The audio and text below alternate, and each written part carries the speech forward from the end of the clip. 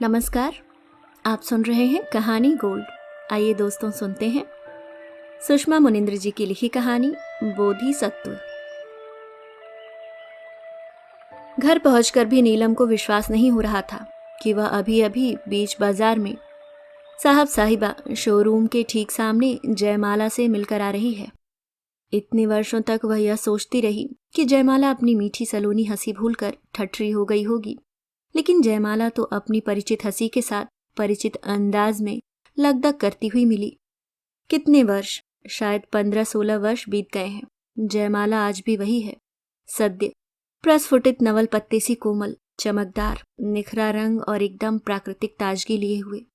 न समय की धूप उसके उजले रंग को सांवला कर सकी, न धूल गर्द उसकी ताजगी को मिटा सके, न समय की मार उसकी चमक और कोमलता को मटमैला कर सकी।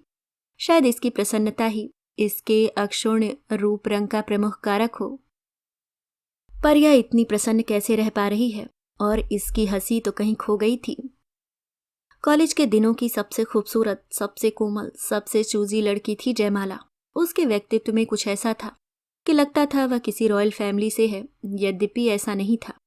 नीलम को आज भी याद है, डिसेक्शन के बाद कटे फटे जंतुओं को देखकर जयमाला नाक पर रुमाल रख लेती थी, क्योंकि वह अंग भंग हुए जंतुओं को नहीं देख सकती थी।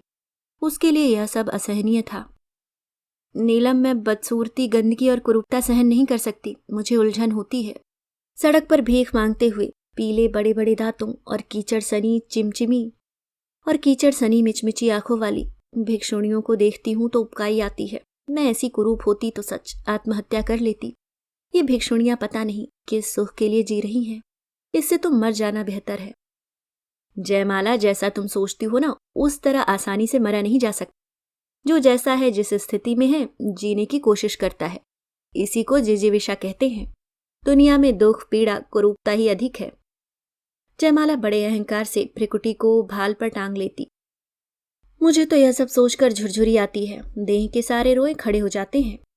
नीलम को जयमाला की टुकड़ा टुकड़ा बातें याद आती रहीं। देख नीलम, वो जो नई लड़की आई है, उसका नाम कितना पुराना है, बेकार सा। छी, वह कितनी काली है। वह कैसे भद्दे प्रिंट के कपड़े पहने हुए है। बाप रे, कितनी घटिया पसंद है। अरे, जब पैसे खर्च करने ही हैं तो अच्छा मान लो। उस लड़के की आवाज सुनी, गाना ऐसे गा रहा था जैसे फूटा हुआ शंख बज रहा हो। दूबे सर की चाल देखी, जिग जैग। कल लालिमा मैडम की शादी में उनके दूल्हे राजा को देखा, जैसे काले कंबल को सफेद शेरवानी में रोल कर दिया गया हो। मैं तो ऐसे कल्लू राजा के साथ एक दिन भी न रह सकती। नीलम आज ही जा जाती। जयमाला, बस बस, तुम्हारी बातें डराती हैं मुझे। अच्छा हुआ जो भगवान ने तुम्हें सब कुछ अच्छा और सुंदर दिया। और जयमाला के अभिमान से भरे उन्नत मुख पर बंग की मुस्कान बिछल बिछल जाती। प्रभात रश्मियों सी दिप दिप दमकती जयमाला। सुंदर चेहरा, सुंदर केश, सुंदर आवाज, सुंदर हाथ, नाखून तक सुंदर। जैसे प्रयोग धर्मेश्वर ने उसे गढ़ तराश कर सुंदरता पर एक प्रयोग किया हो। और जब जयमाला का विवाह हुआ, तब जयमाला के वर को देख नीलम को याद आ रहा था लालिमा मैडम के दूल्हे राजा, जैसे काले कंबल को सफेद शेरवानी में रोल कर दिया गया हो। यहाँ काले कंबल को ब्राउन सूट में रोल किया गया था। काली गादी रंगत, खूब चौड़ा प्रशस्त ललाट, पीली आंखें, चौड़ी नाक, कुछ स्थूल कदकाठी। जयमाला का दूल्हा रघुनंदन, सर्वथा विलोम संयोजन। इस मजाक के तीखेपन को जयमाला पता नहीं कैसे सहन कर पाएगी। जयमाला चेहरा छाती में गड़ाए हुए कास्ट की मूर्ति की तरह निस्पंद निष्प्रभ बैठी थी, और उसकी माँ किसी रिश्तेदार महिला से बड़ी हौस और हुलस के साथ बता रही थी, इतना अच्छा दामाद मिल गया कि बस छाती जुड़ा गई। इन्हें जयमाला भा गई। पता है, प्रस्ताव इनकी ओर से ही आया। बहुत बड़े बिजनेसमैन हैं। हमारा तो छोटा मोटा व्यवसाय है। इनके कारण हमारे बिजनेस को अच्छा फायदा पहुंचेगा। अकेला लड़का है, बस माँ बेटे, कोई जिम्मेदारी नहीं। पिता की मृत्यु के बाद रघुनंदन ने जिस तरह बिजनेस को संभाला फैलाया, ऐसा आज के लड़कों में कम ही देखने को मिलता है। नीलम स्तब्ध थी। जयमाला की माँ शायद नहीं जानती कि उनकी बेटी को कुरूपता से घृणा है। ईश्वर, अब शायद यह कभी हंस न सकेगी। और आज जयमाला हंसती हुई मिली, उष्मा और उत्साह से भरी हुई। साथ में जयमाला का बेटा भी था, 8-10 वर्ष का होगा। अपने पिता का नन्हा संस्करण। नीलम की आंखों में विस्फार भर गया। जयमाला की किस्मत में क्या कुरूपता ही लिखी है। जैसे भगवान पाठ पढ़ाना चाहता हो वह कुरूपता से जितनी घृणा करेगी, उसे कुरूपता को उतना ही ग्रहण करना होगा। जयमाला यह सब कैसे स्वीकार कर पाई? बच्चे की पीठ थपथपाते हुए कितने प्यार से बता रही थी, नीलम, ये मेरे बेटे बहू, हम लोग बाबू का व्रत बंद कर रहे हैं, उसी की तैयारी चल रही है। वैसे तो कार्ड भेजूंगी ही, पर आज ही कह दे रही हूँ, तुम्हें पूरे परिवार के साथ आना है। अच्छा हुआ मिल गई यार, मैं तुम्हें बहुत याद करती हूँ। मेरी शादी के बाद तो तुम गायब ही हो गई थी। पापा का स्थानांतरण हो गया था, फिर शादी, फिर व्यस्तताएं। यहाँ हम 6 माह पहले ही तबादले पर आए हैं। मेरे पति जिला अस्पताल में डॉक्टर हैं। अच्छा अच्छा, अब तो हमारी खूब जमेगी। बाबू के व्रतबंध का भव्य जलसा जयमाला के ऊंचे स्तर को दर्शा रहा था। जयमाला की छटा निराली थी। सफेद लहंगा चुनरी, सफेद मोतियों के आभूषण, सफेद कांच की कामदार चूड़ियां। जयमाला की दुधिया मरमरी रंगत सफेद पोशाक में निखर आई थी, जैसे आसमान से कोई सफेद परी उतर आई हो। दूसरी ओर सफेद खादी का कुर्ता पैजामा और कुर्ते से झांकती मोटी सोने की जंजीर रघुनंदन की कुरूपता को ढांप नहीं पा रही थी। यह आदमी जयमाला को किस तरह रास आया होगा? जयमाला ने रघुनंदन को नीलम और उसके पति से मिलवाया। मैंने उस दिन नीलम के बारे में बताया था ना, यही है, और ये डॉक्टर साहब। रघुनंदन ने विनयपूर्वक हाथ जोड़ लिए। चलिए साहब, एक डॉक्टर का प्रबंध हो गया। मुझे अपच, हाई बीपी कुछ न कुछ लगा ही रहता है। डॉक्टर साहब हंसने लगे। हम डॉक्टर जहां भी जाते हैं 2-4 लोग नाड़ी आगे कर ही देते हैं। यह तो आपकी लोकप्रियता मानी जाएगी, रघुनंदन बोले। जल्दी ही रघुनंदन को किसी ने पुकार लिया और उन्हें जाना पड़ा। इधर डॉक्टर साहब जयमाला से कह रहे थे, नीलम आपके बारे में बहुत बातें करती है। आपको गंदगी, अभाव, कुरूपता से घृणा है ना? जयमाला की मुदित मुख कुछ निस्तेज हो उठी, जैसे उसे यह पुराण अरुचिकर लगा हो। नीलम ने कुछ विरोध से डॉक्टर साहब को घूरा। ऐसे प्रसंग बताने के लिए होते हैं?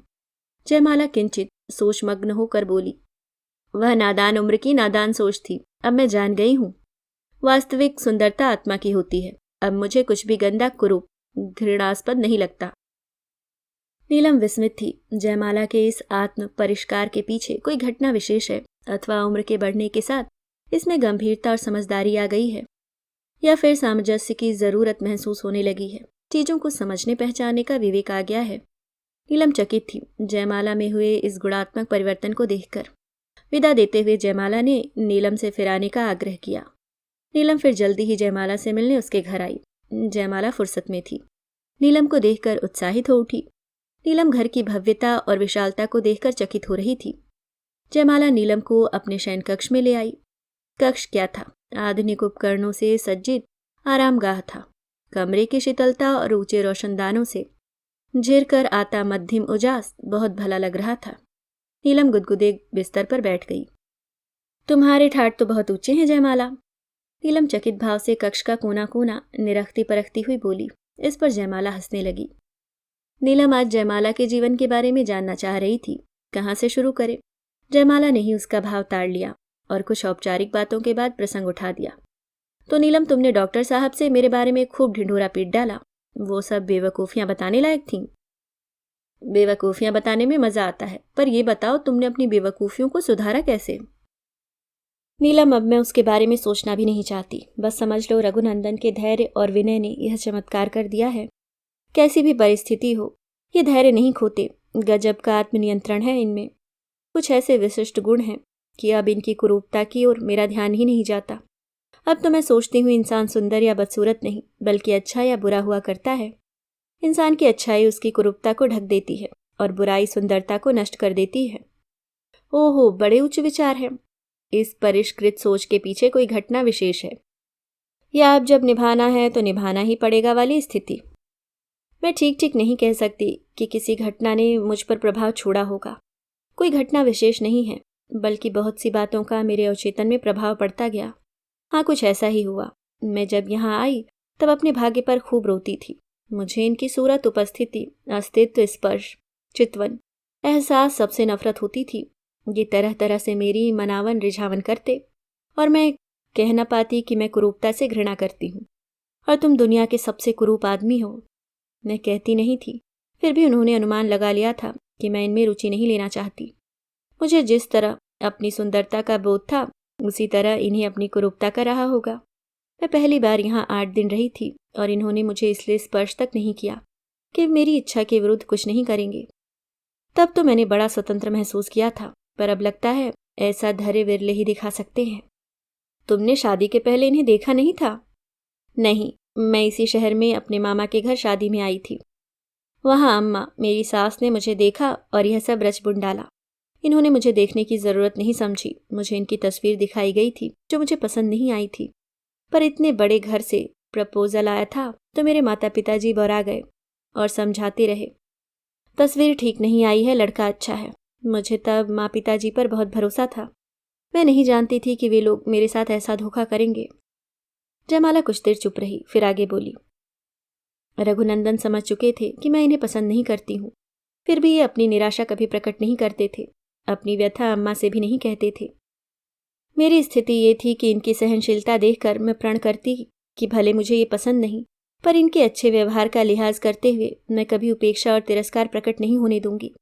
पर इन्हें देखते ही मुझे न जाने क्या हो जाता था। एक उदासी घेर लेती, वितृष्णा होती, लगता सब कुछ बेकार है, मेरे लिए अब कुछ भी अच्छा और सार्थक नहीं बचा है।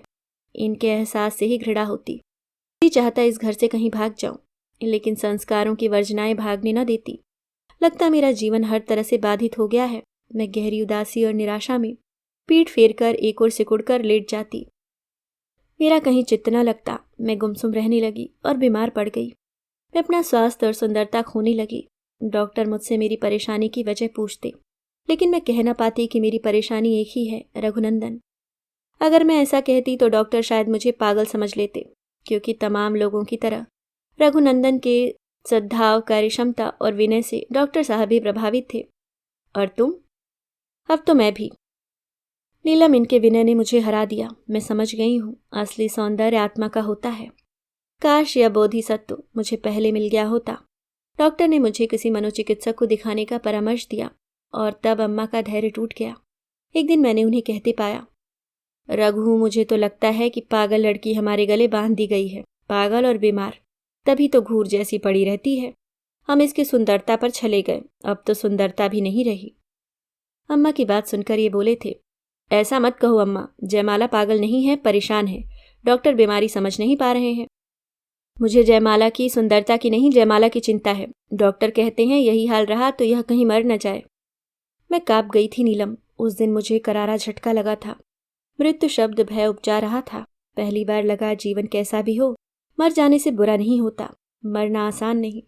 शायद इसलिए भिक्षुणियां जीवित रहती हैं कि जिजीविषा यही है। मुझे भान तक नहीं था अम्मा मुझे पागल भी समझ सकती हैं। और मैं सुंदर नहीं रही। मैं तकिए पर औंधे मुंह पड़ी देर तक रोती रही। ये न जाने कब मेरे पास आकर बैठ गए थे, मेरे लिए फल लेकर आए थे। मुझे रोता देख कहने लगे, जयमाला मत रो, मैं जानता हूं मैं तुम्हें पसंद नहीं, पर संबंध कपड़े तो नहीं होते जिन्हें चाहे जब बदल दिया जाए। तुम इस तरह दुखी रहती हो तो मैं परेशान हो जाता हूँ। मेरा काम में मन नहीं लगता। अम्मा भी तुम्हारे लिए चिंतित रहती हैं। ये चाकू से सेब काटने लगे। मैं उस क्षण बहुत तनाव में थी। यही आदमी है जिसके कारण मेरी जिंदगी, मेरी सुंदरता, हंसी, शांति, सब कुछ नष्ट हो गया। मैं इस आदमी से घृणा करती हूँ। इन्होंने सेब का एक टुकड़ा हठात मेरे मुंह में भर दिया और मुझे न जाने क्या हो गया। यह कैसा उन्माद था। आज सोचती हूँ मैं इतनी कठोर और निर्दयी कैसे हो गई थी। जानती हो, मैंने चाकू उठाया और इनकी हथेली पर वार कर दिया। वार हथेली पर न होकर अंगूठे पर हुआ। अंगूठे से बहते खून को दबाते हुए ये मुझे ठगे से देखते रह गए थे कि मैं इनसे इतनी घृणा करती हूँ। ये सबसे, शायद अम्मा से भी यही बताते रहे कि फल काटते हुए हाथ कटा। मैं सदमे में थी। कोई पुरुष, वह भी पति, एक स्त्री, वह भी पत्नी की इतनी क्रूरता कैसे सहन कर सकता है। स्त्री जिसे पति गृह में बहुत कुछ तजना पड़ता है, अपना स्वाद, पसंद, रुचि, आदतें, स्वभाव, समय सारिणी, उसकी इतनी ऐंठ कैसे बर्दाश्त की जा सकती है। मुझे उस दिन अपने होने पर बड़ी शर्म आई। लगा मेरी ऐंठ के कारण किसी दिन कोई बड़ा अनर्थ होकर रहेगा। पहली बार मुझे ग्लानि हुई थी। लगा रघुनंदन भले ही मुझे पसंद नहीं, पर जब इस घर की सुख सुविधा का भोग कर रही हूँ तो अनिच्छा से ही सही इनके साथ निर्वाह करना चाहिए। मुझे लगा अब ये मुझसे कभी बात नहीं करेंगे, पर ये इस तरह सामान्य बने रहे जैसे अपराध मैंने नहीं इन्होंने किया है। उफ, ऐसा आदमी नहीं देखा। जानती हो इन्होंने फिर क्या कहा था? मैं नहीं चाहता तुम इस तरह खुद को दुखी करती रहो। ऐसे संबंध को बनाए रखने से क्या फायदा। संबंध दबाव में और अपनी जरूरत भर के लिए हो तो उन संबंध में हीनता आ जाती है। संबंध भावनाओं के बंधन होते हैं। संबंधों के लिए प्रतिबद्धता और पारदर्शिता जरूरी शर्त है, और जब वह नहीं हो, मैं तुम्हें बांध कर नहीं रखना चाहता। बस करो जयमाला, नीलम सहसा कह उठी। घबरा गई? जयमाला बोली। इनकी बातें सुनकर मैं भी घबरा गई थी। सचमुच संबंध एक झटके से तोड़े नहीं जा सकते। मैंने तय किया कि संबंधों में आ गई दरारों को दूर करूंगी। मेरे लिए स्थिति को संभालना आसान नहीं था, फिर भी मुझे विश्वास था कि स्थिति मैंने बिगाड़ी है तो बनाने की पूरी कोशिश करूंगी। खुद को हठात बदलना आसान नहीं था। फिर भी मैं रघुनंदन की गतिविधियों, आदतों, स्वभाव पर ध्यान केंद्रित करने लगी। अम्मा भी मुझे अपनी तरह से समझाती रहती। रघु बस थोड़ा सा सांवला है, वैसे वो लाखों में एक है। नीलम अम्मा के सौंदर्य बोध पर हंसने को जी चाहता था। इन्हें अपना भद्दा बेटा बस थोड़ा सा सांवला लगता है। वह तो जब बाबू हुआ तब मुझे अम्मा की बात समझ में आई। बाबू बिल्कुल रघुनंदन जैसा था, पर मुझे कुरूप और भद्दा नहीं लग रहा था। मैं माँ बनी थी, और माँ की ममता सुंदर असुंदर नहीं देखती। उसे तो बस अपना बच्चा दुनिया का सबसे अच्छा बच्चा लगता है। लेकिन रघुनंदन बाबू को देखकर उदास हो गए थे। जयमाला, मेरी इच्छा थी कि पहली बेटी होती और तुम्हारी जैसी सुंदर होती। मैं तुनक गई। मेरे बच्चे से सुंदर कोई नहीं है। ये मुझे विस्मय और आश्चर्य से देखते रह गए थे। बाबू को सुंदर कहना एक तरह से मेरा संधि प्रस्ताव था, रघुनंदन की आत्मीयता का परिणाम था। अथवा साथ रहते रहते मनुष्य एक दूसरे को स्वीकार करने लगता है, मुझे नहीं मालूम। मैं इनके साथ निभाने की कोशिश करने लगी। निभाते निभाते न जाने कब मैं इन्हें स्वीकार करने लगी। स्वीकार करने लगी तो मालूम पड़ा यह एक सहज स्थिति है। परिस्थिति से भागने से अच्छा है उसे स्वीकार करना और उसमें बेहतर तलाशना। लगने लगा ये ऐसे बुरे नहीं हैं जैसा मैं अब तक समझती रही थी। किसी को मन से स्वीकार कर लो तो वह अच्छा लगने लगता है। हम भी घुटन और तनाव से छुटकारा पा जाते हैं। मेरा स्वास्थ्य सुधर गया, सुंदरता वापस मिल गई। सब कुछ चमत्कार सा लगता है। मैंने समय रहते खुद को बदल लिया, वरना कब की मर खप गई होती। और तुम कहती एक जयमाला थी जो अब नहीं रही। छी छी, ऐसा मत बोलो। हाँ, ऐसा ही कुछ होता। अब मुझे किसी से कोई शिकायत नहीं। मैंने अपने पति से सीखा कि दूसरों की भावनाओं का ध्यान रखना कितना जरूरी है। तुमने खुद को सचमुच बहुत बदला है जयमाला। मुझे अब भी विश्वास नहीं हो रहा कि तुम अपनी धारणा मान्यता में इस कदर बदलाव कर सकती हो। अब तो अपने आचरण के बारे में सोचती हूँ तो सर शर्म से झुक जाता है। रघुनंदन जी कभी उस बातों को स्मरण नहीं करते? नहीं, ये कहते हैं जिन बातों को याद करने से मन बोझिल होता है उन्हें भूल जाना चाहिए। याद करने के लिए बहुत सी अच्छी बातें हैं। तो यह है तुम्हारी कहानी? कहानी ही कह लो। अब तुम अपनी कुछ कहो। तुम्हारे जैसी कहानी मेरे पास नहीं है। साधारण सा जीवन है मेरा। साधारण बनकर रहना असाधारण बात होती है नीलम। व्यक्ति सुंदर हो या ना हो, उसका व्यक्तित्व सुंदर होना चाहिए बस। मुझे यह बोधिसत्व मिल गया है। अम्मा इस समय गांव गई हुई हैं, वरना उनसे मिलवाती। वह बड़ी सुलझी हुई महिला हैं। अब चलो किचन में कुछ बनाए खाएं। जयमाला हंस रही थी, जैसे प्रस्फुटित होने जा रहे पुष्प की एक एक पंखुड़ी बहुत आहिस्ता से बड़ी कोमलता से खिलने को उद्यत हो। चलो, तुम्हें मेरा ख्याल तो आया। मैं तो सोच रही थी आज बातों से ही पेट भरना पड़ेगा। नीलम बोली तो जयमाला की हंसी का वेग बढ़ गया। नीलम जयमाला को हंसते हुए देखती रही। वही पुरानी जयमाला, वही पुरानी हंसी, वही पुराना अंदाज। अभी आप सुन रहे थे सुषमा मुनिंद्र जी की लिखी कहानी बोधिसत्व। उम्मीद करती हूँ दोस्तों इस कहानी से आपको काफ़ी कुछ सीखने को मिला होगा। मिलती हूँ किसी और नई कहानी के साथ। तब तक के लिए मुस्कुराते रहिए। धन्यवाद।